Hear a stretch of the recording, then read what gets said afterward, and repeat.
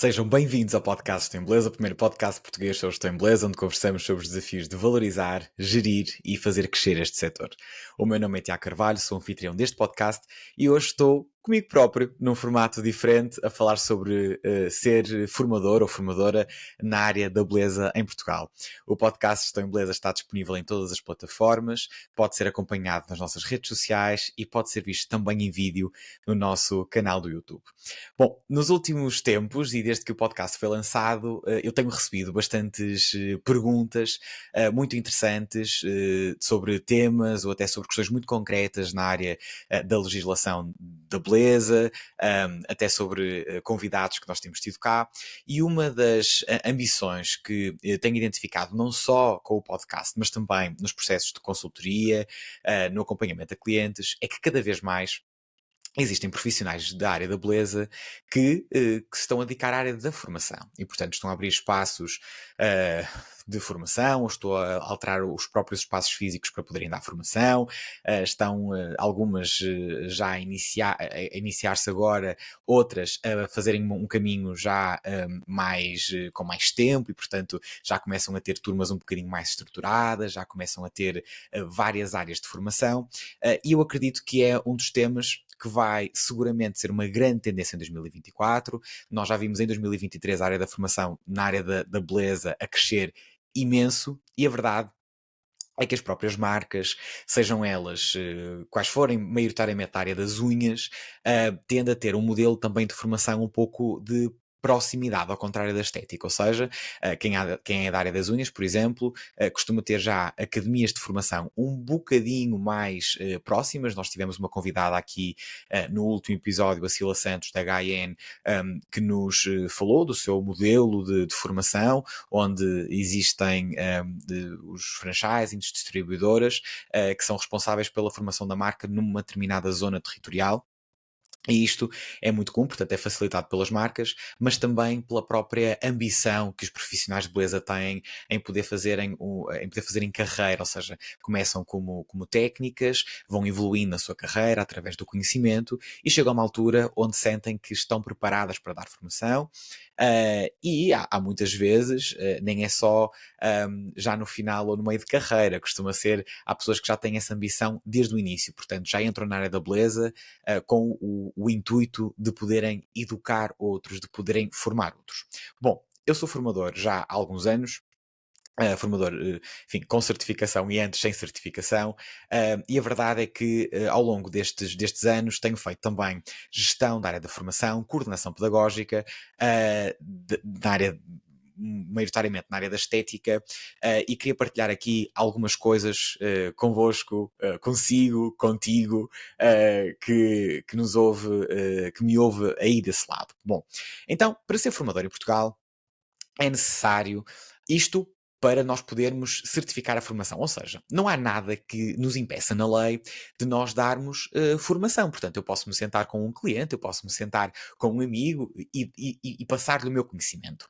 Mas existe uma estrutura legal que nos obriga, aqui em Portugal chama-se CCP, portanto, o Certificado de Competências Pedagógicas, que é o antigo CAP, penso que era certificado de aptidão pedagógica, se não estou em erro esse nome, e esse CCP, esse Certificado de Competências Pedagógicas, é adquirido quando se faz uma formação pedagógica inicial de formadores. Ou seja, é necessário fazer uma formação que tem uma duração de cerca de um mês e meio, 2 meses, já não tenho muito bem memória, já lá vai algum tempo que passei por ela, e as formações, aquilo que até é do meu entendimento neste momento, existe o formato presencial, totalmente presencial, e o formato híbrido, que é o formato mais comum. Portanto, essa formação pedagógica inicial de formadores apenas obriga a que haja o 12º, o 12º ano tem de estar concluído, e permite, enfim, penso que temos que ter 18 anos para o poder fazer. E, portanto, esse certificado de competências pedagógicas, ele é adquirido de forma a que isto foi uma forma que o nosso país encontrou de dizer assim: eu de facto tenho um sistema de formação profissional e os profissionais que eu tenho a lecionarem dentro do sistema de formação profissional, independentemente da sua área, portanto, independentemente se é da área da saúde, da área da beleza, da área dos negócios, têm uma formação pedagógica que lhes permite formar. Agora, nós podemos sempre discutir qual é que é a capacidade que a formação pedagógica inicial de formadores tem para nos formar como formadores.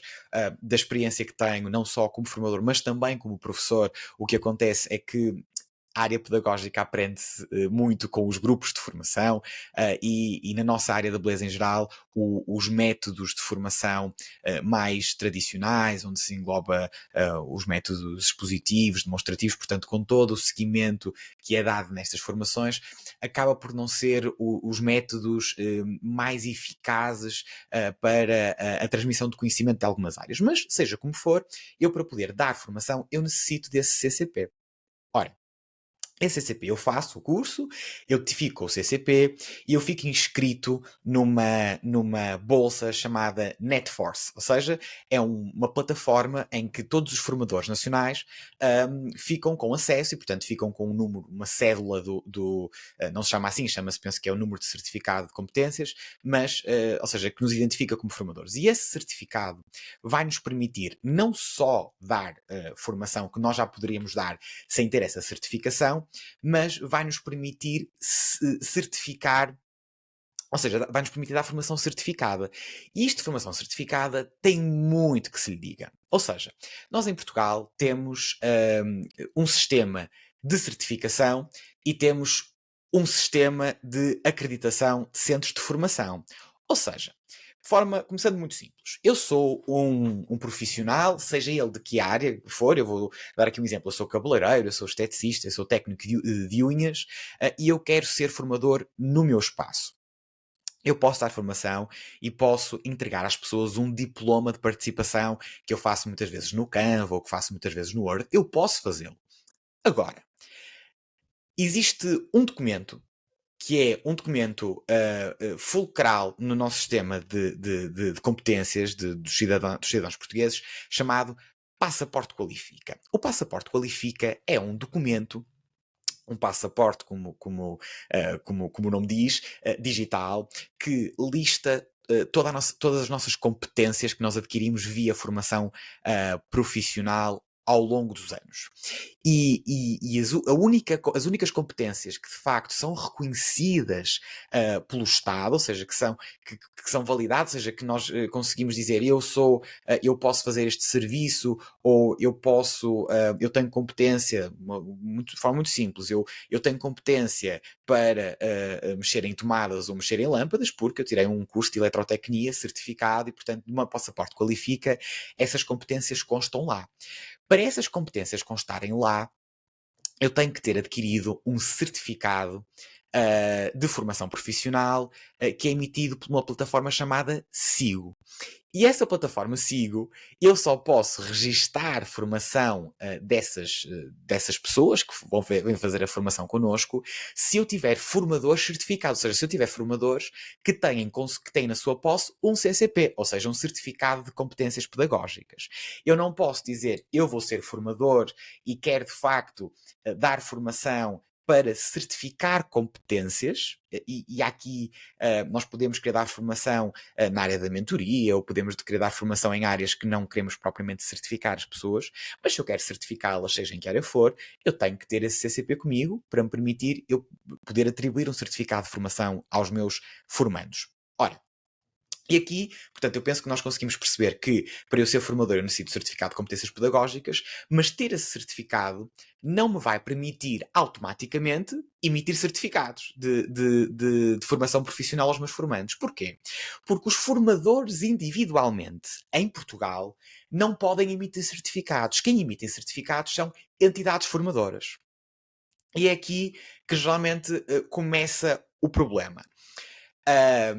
E aqui temos que fazer uma distinção muito clara entre duas entidades. Nós temos a SIGO, que é o Sistema de Oferta não me lembro muito bem do nome, mas é Sistema Integrado de Oferta Formativa ou Educativa Portuguesa, que é, digamos, o sistema que nos vai permitir não só recolher estatísticas sobre a formação profissional em Portugal, mas também é a plataforma que vai permitir gerir os formandos e que vai permitir emitir os certificados. E quando eu falo em certificados de formação profissional, são aqueles certificados geralmente azuis, que têm geralmente o logotipo da entidade formadora, tem os dados do formando, portanto o nome completo, a morada, penso eu, se não tem a morada, mas tem os dados identificativos do formando, a formação que aquele formando fez, lista os módulos presentes nessa formação e lista também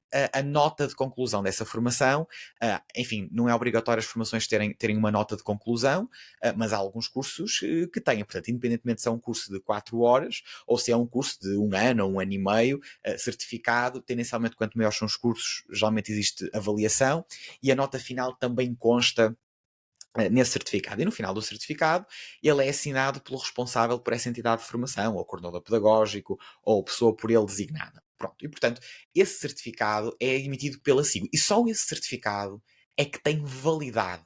Só esse certificado é que valida as competências. Só esse certificado é que diz esta pessoa tirou formação nesta área e isto é certificado. Qualquer diploma que exista e que pode existir. Nós podemos entregar um diploma e um certificado, o diploma para colocar na parede, o certificado para a pessoa poder arquivar.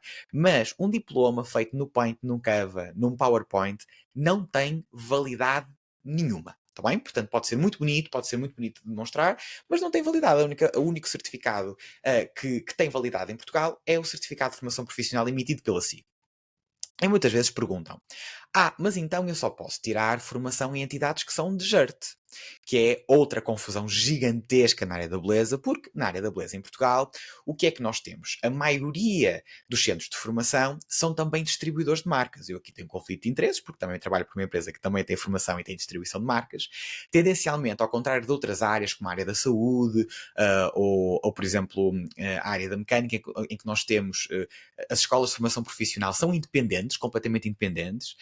Geralmente na beleza, a maioria das escolas de formação que existem, escolas, entidades, academias, enfim, hoje em dia dá-se muitos nomes, mas o termo legal é entidade formadora,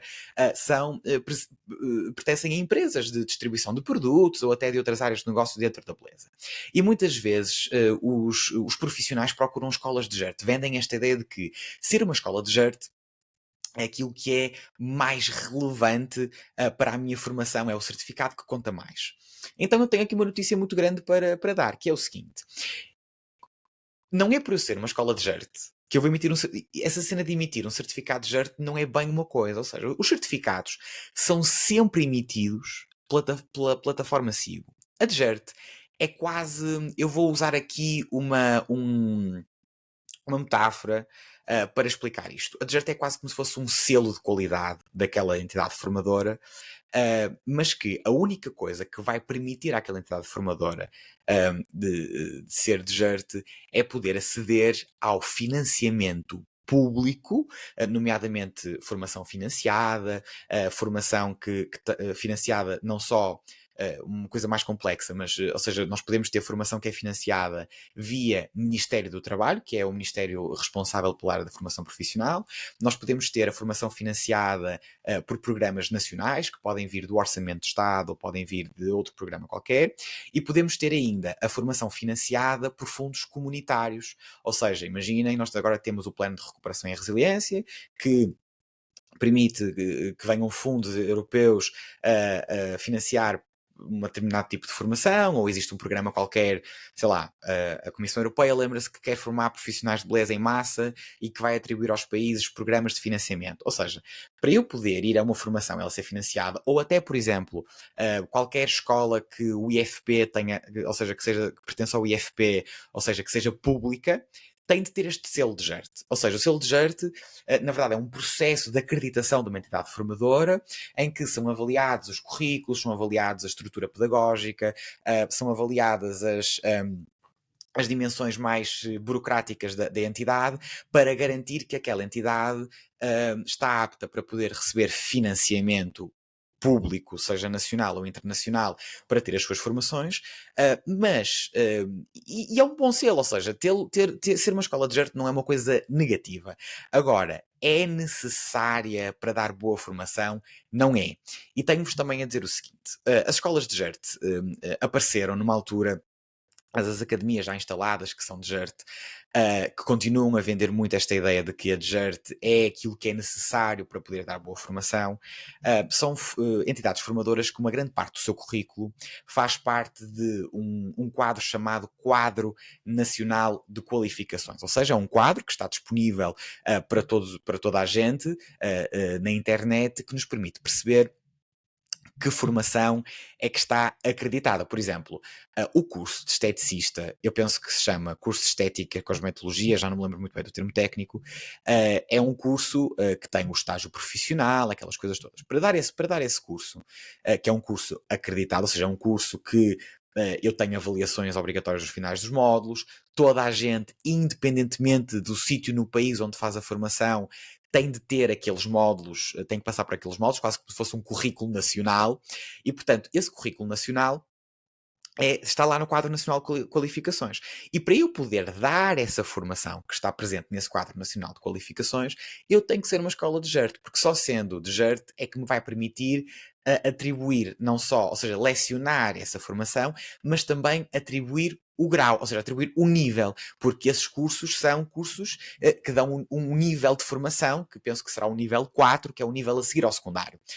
Ora, quando eu sou sócio, quando eu não tenho esse selo de qualidade da DGERT, o que vai acontecer é, eu vou poder formar as pessoas, mas eu vou formar numa tipologia de formação chamada OFP, ou seja, outra formação profissional, ou seja, formação que não tem um currículo nacional, que não está listada nesse quadro nacional de qualificações, mas que é completamente válida. Porquê? Porque percebeu-se, num determinado ponto do tempo, que o Estado e as suas instituições não conseguem, sozinhos, identificar todas as necessidades de formação que existem no país. Vou-vos dar um exemplo. Quando eu criei o meu primeiro curso de gestão em beleza, já há alguns anos, o que aconteceu foi, esse curso de gestão em beleza não existia em nenhum quadro nacional de qualificações. Mas o meu intuito também não era que ele fosse um currículo nacional. É um curso que foi desenhado por mim, que era acompanhado por mim, que tinha a Cosmei, que é a empresa por trás, a fazer todo o apoio pedagógico desse curso, e portanto o que acontece é, o certificado, mesmo que eu tivesse a lecionar numa academia que fosse de GERT, na verdade, aquela formação que eu iria estar a dar, aquele curso de Estou em Beleza, não iria ter relevância nenhuma se fosse de GERT ou não. Porquê? Porque o que conta é o certificado SIG que é emitido, é o certificado de formação profissional e não a de GERT. Portanto, a minha primeira recomendação é, se eu sou alguém à procura de formação, ou sou formador e acho que só posso dar formação boa se a minha entidade formadora, ou se a minha empresa, ou o meu negócio for de GERT, não é verdade. Está bem? Portanto, ser de GERT dá alguns acessos à formação que está listada no Quadro Nacional de Qualificações e permite-nos ter formação financiada, mas se eu já faço parte desta onda de formadores na área da beleza, que quer trazer coisas novas, que quer trazer programas ultra personalizados, ser de jeito ou não ser de jeito vai ser completamente indiferente. Agora, para eu poder emitir certificados profissionais, eu preciso então de estar registada na SIGO. E o registro na SIGO é um registro bastante mais simples do que o registro na DGERT. Eu penso que na verdade, aquilo funciona quase como a criação de um pequeno login, ou seja, as provas que têm que ser prestadas são muito reduzidas, portanto, é apresentar o cartão de cidadão, é apresentar a documentação da empresa, está bem? Que é onde enfim, eu posso ter espaço, eu não sou da área contabilística, e eu penso que para eu poder passar certificados de formação, eu tenho que garantir que o meu negócio tem um CAI de formação. Não tenho a certeza sobre isto, mas eu penso que é necessário. Portanto, eu sou um exemplo prático. Eu sou um profissional de beleza, vou dar assim um exemplo. Eu sou um cabeleireiro que quero começar a dar formação aqui no meu espaço, ou quero alugar uma sala de hotel para dar formação, e portanto, e quero certificá-la, não é? Eu quero que as pessoas possam, enfim, quero dar formação certificada.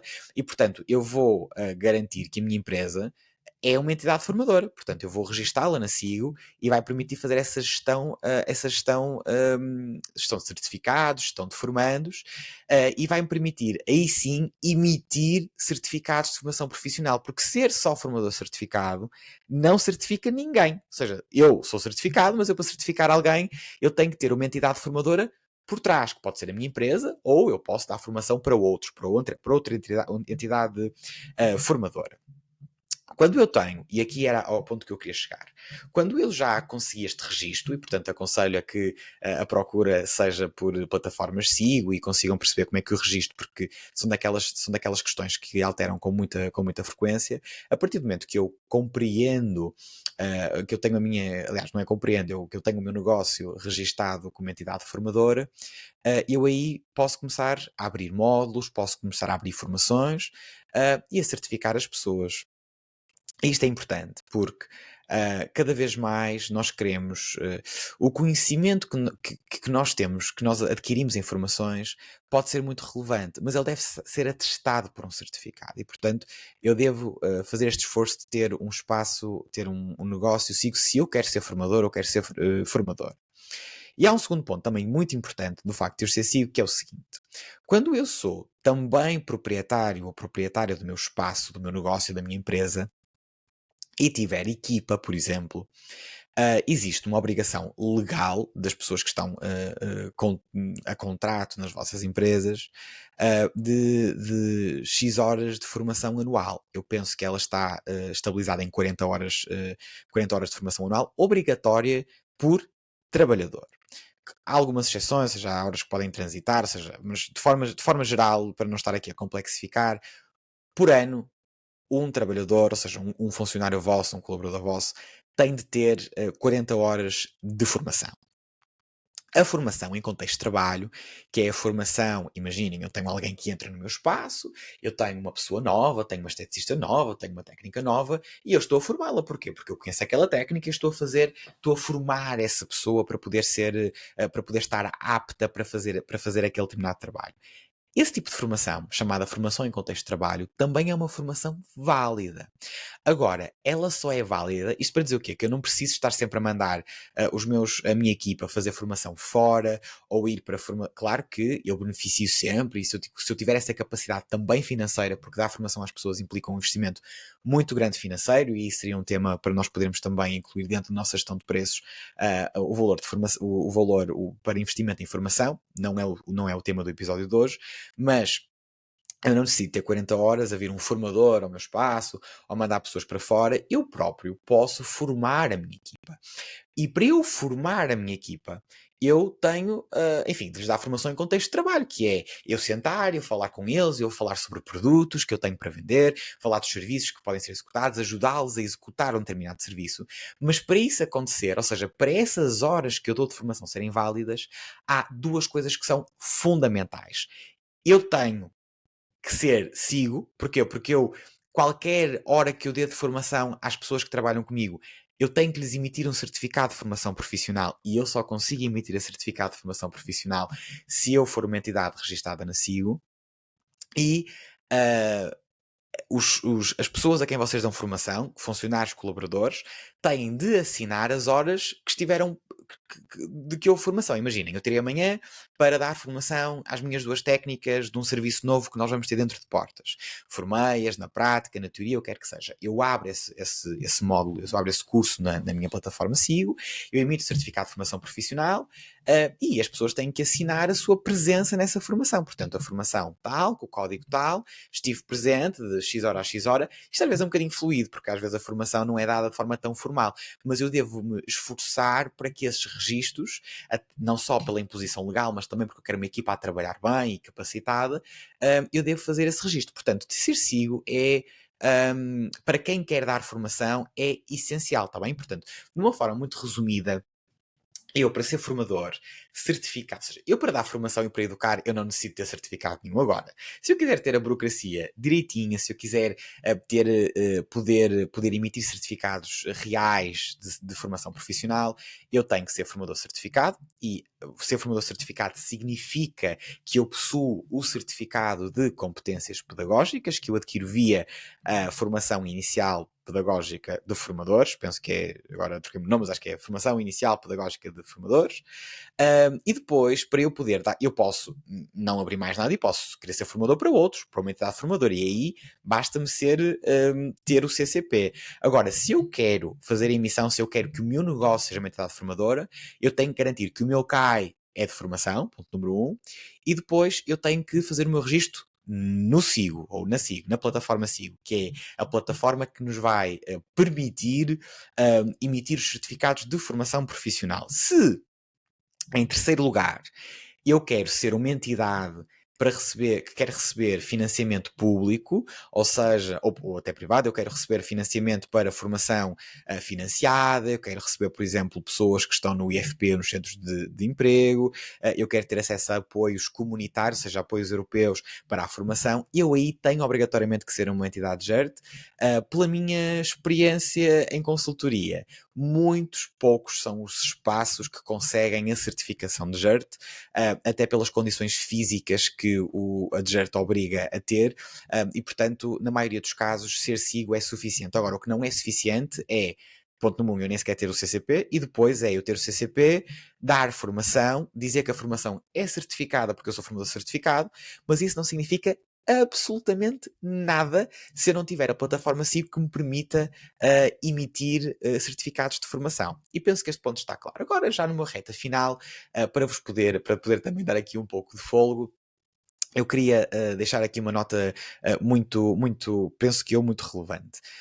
Já dou formação há alguns anos, em diferentes áreas, aulas também em diferentes áreas, e a verdade é que no setor da beleza, um, como em qualquer setor, para nós darmos formação, apesar de a lei portuguesa não o exigir, um, nós só devemos dar formação daquilo em que nós temos a certeza que nós somos muito bons.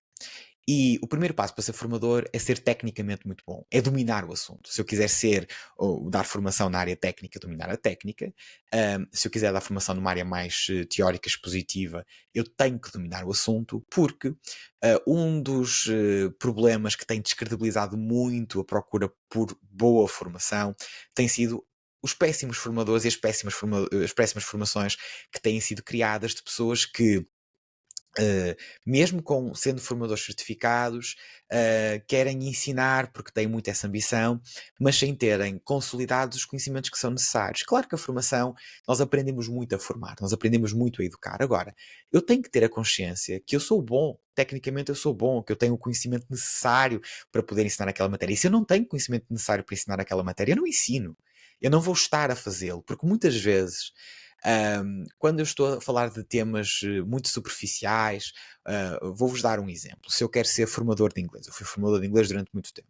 A verdade é que se eu estou a dar a níveis muito iniciais, eu posso me dar ao luxo de não ter um conhecimento adquirido, apesar de eu achar que é necessário, mas eu posso dominar o básico, um bocadinho mais do que o básico, e poder formar os meus alunos. Agora, se eu estou na área, por exemplo, da estética, e quero formar na área da pedicura, na área do rosto e corpo, na área da aparatologia, eu tenho que garantir que eu tenho a competência necessária para ensinar. Eu não posso ensinar só porque eu aprendi coisas em 8 horas de formação ou 12 horas de formação, porque isso não vai fazer de mim um bom formador. A única forma de nós fazermos crescer o setor, nós conseguimos consolidar, é garantir que a formação é muito boa.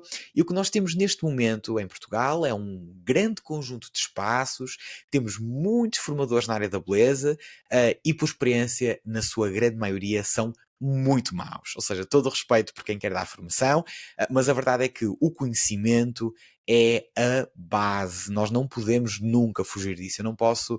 A experiência da formação é importante, a forma como eu trato os meus formandos é importante, as minhas qualidades pedagógicas são importantes, mas no final de contas, eu quero entregar um resultado, eu quero entregar conhecimento, eu já não entrego mais informação. Essa coisa de que eu decoro meia dúzia de assuntos e despejo em aulas, já ninguém vê informação para isso. As pessoas querem transformação, as pessoas querem sentir que estão a crescer. E para eu poder dar esta sensação, eu tenho que dominar muito bem o assunto que eu estou a tratar. E em segundo lugar, ser um formador em Portugal, nomeadamente na área da beleza, envolve muitas inseguranças, nomeadamente porque ninguém inventa a pólvora, é uma área que tende a repetir muitos assuntos, há assuntos que se cruzam, seja na área técnica, seja agora numa vertente mais recente, na área da gestão, da mentoria, e portanto o meu conselho muito grande depois da parte burocrática é: nunca deve haver medo de nós repetirmos várias vezes a mesma coisa. Às vezes nós temos essa ideia, pá, parece que estou a repetir,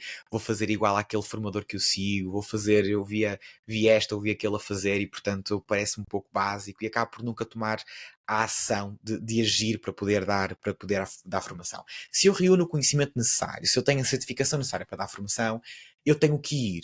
E vou-vos partilhar uma história muito, a minha história, e que eu penso que poderá ser importante. Eu, apesar de dar formação já há muitos anos, e de poder dar, e de ter tido já milhares de alunos em congressos, em eventos, em formações, a verdade é que eu nunca estive dependente das redes sociais. Sou um péssimo exemplo no digital, nunca estive dependente. As únicas redes sociais que eu tinha até bem pouco tempo era o LinkedIn, e, enfim, profissional era a rede que eu tinha.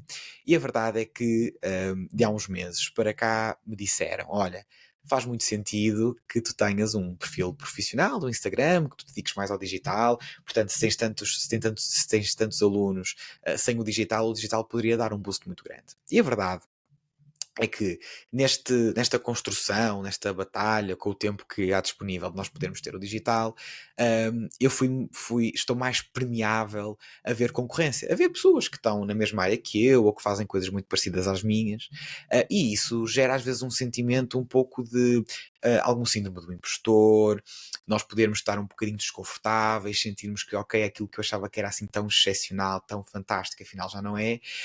Um, e eu tenho que fazer um exercício próprio de dizer assim: caraças, durante anos tu tiveste alunos, são processos de consultoria gigantescos, são coisas fantásticas, e agora, porque tu vês quem é que existe no mercado, isso faz-te confusão.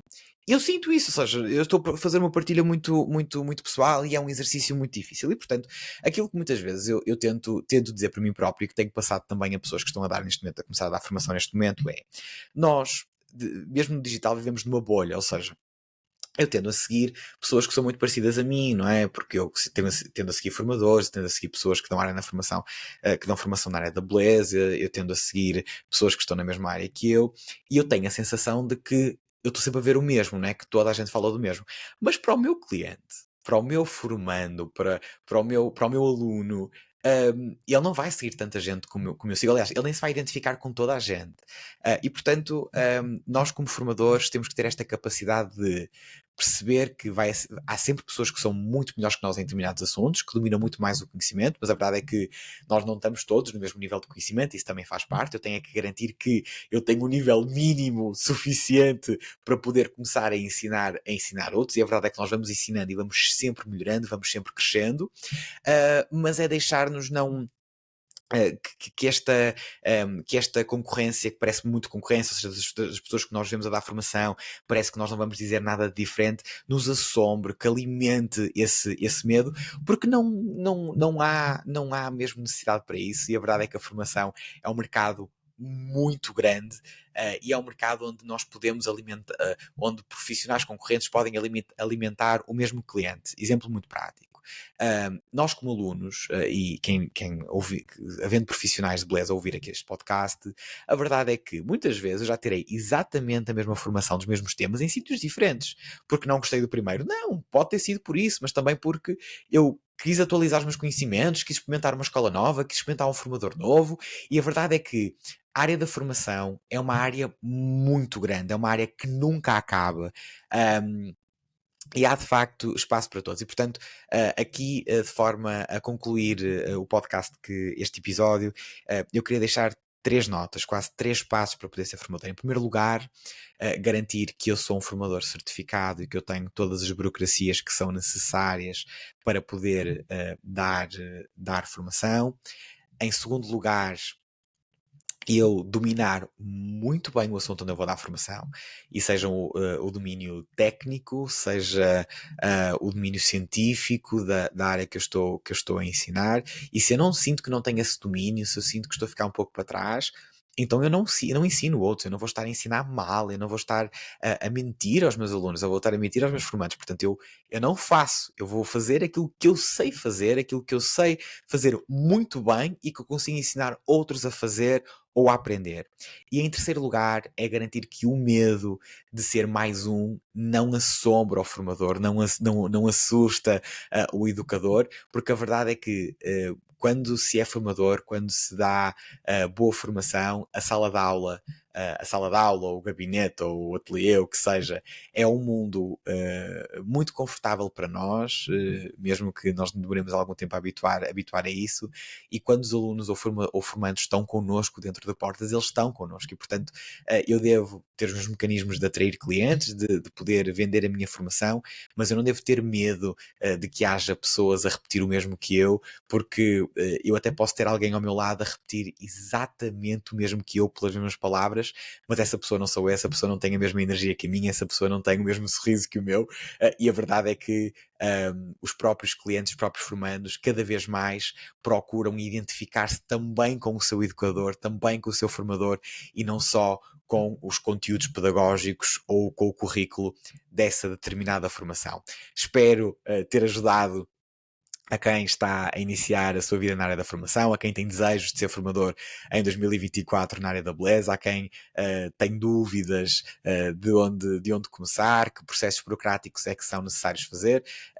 O podcast, as redes sociais do Estou em Beleza e também o meu podcast pessoal, as minhas redes pessoais, Tiago Teixeira Carvalho, estão sempre disponíveis e de portas abertas para responder a estas dúvidas naquilo que eu puder, que eu também puder ajudar. Dou então por terminado este episódio. Sugiro a quem nos ouve que nos acompanhe nas redes sociais, sempre com o @Estou em Beleza. Até ao próximo episódio.